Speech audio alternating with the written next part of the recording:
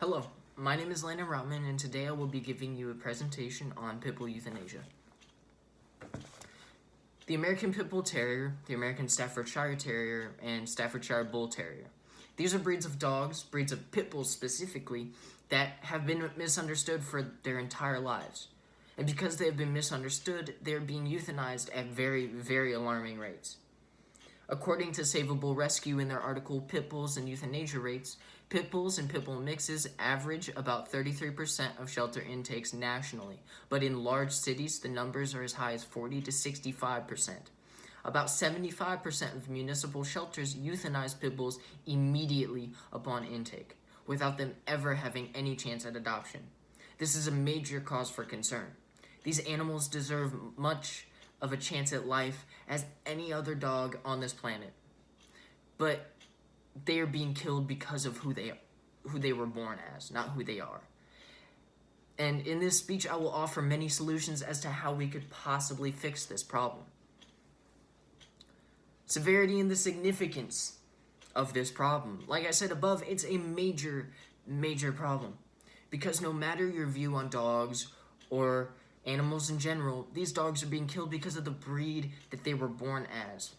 Not as the dogs that they are, rather the dog that people perceive them to be.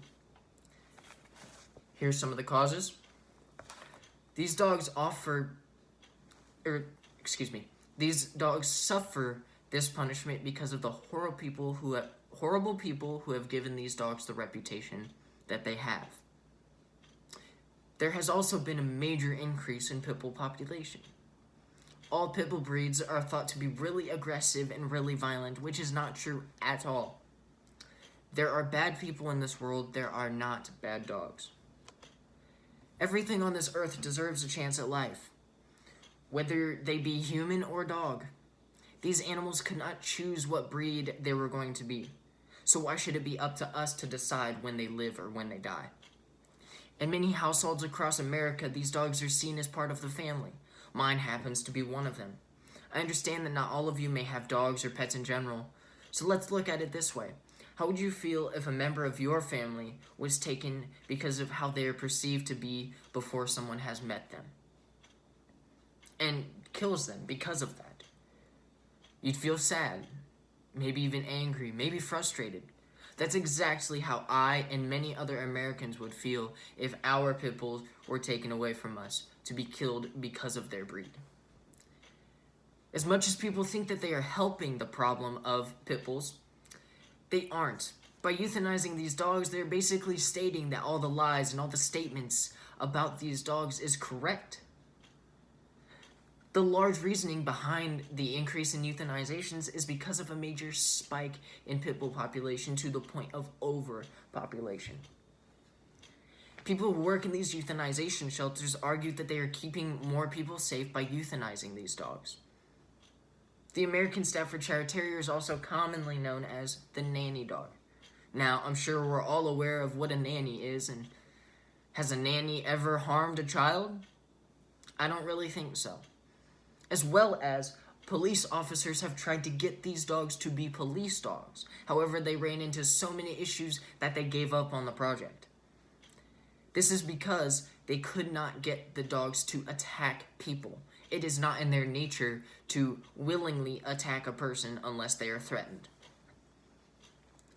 There are states within the United States that have bans on these dogs because of the breed that they are. They are deemed too dangerous. A county in Maryland has this ban. According to the Herald News in their article, one county's ban leads to euthanasia of 400 pit bulls last year, 250 this year, officials say. There were 687 pit bulls impounded last year, 402 of which were euthanized, and 283 of which were placed in other shelters or with rescue organizations or returned to their homes, Lowe said.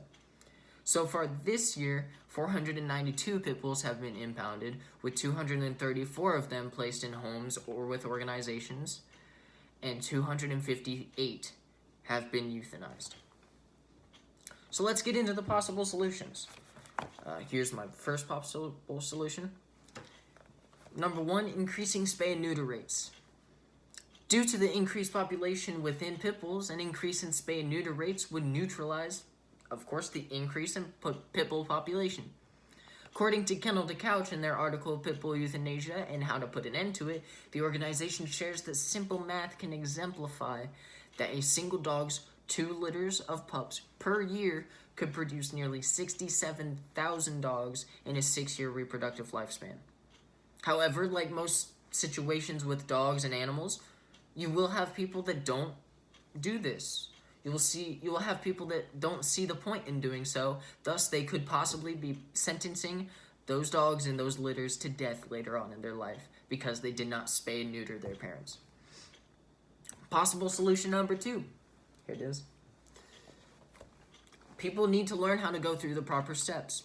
If people would go through the proper steps in finding a shelter for their dogs, they could easily be finding their dogs better homes, better organizations. And because people don't do this proper research, they end up sending their dogs to kill shelters without even knowing it.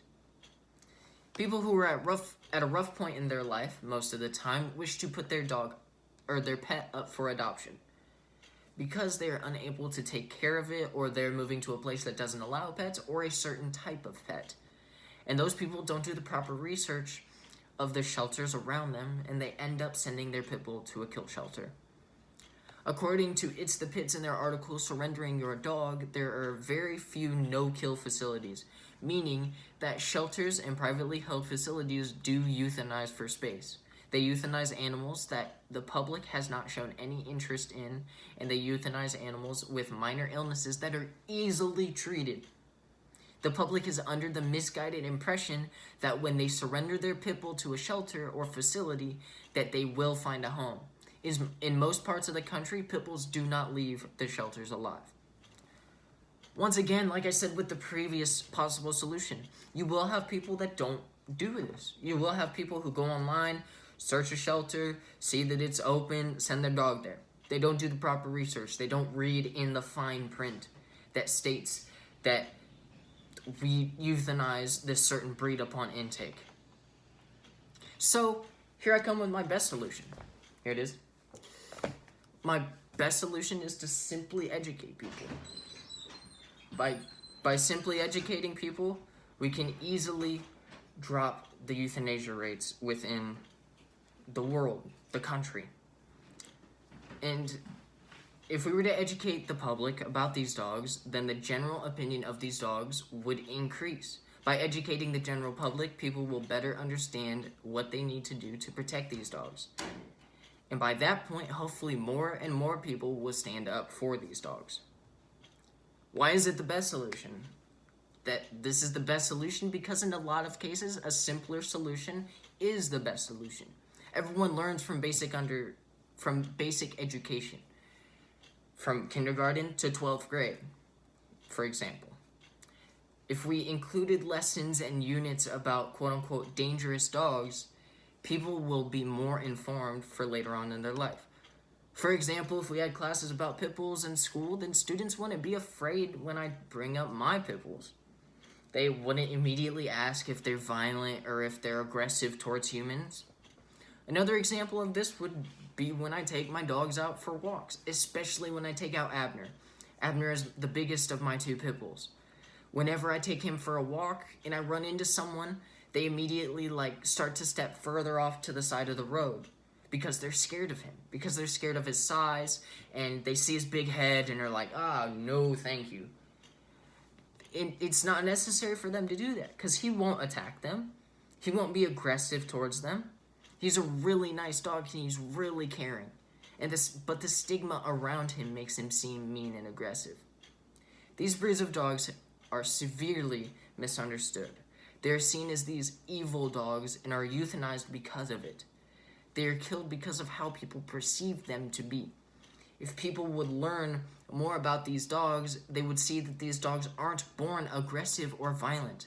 They are taught, keyword, taught, to kill for survival. Abner is not a killer. Abner is not violent. Abner is not an aggressive dog, and yet he was still almost euthanized. Here are my sources.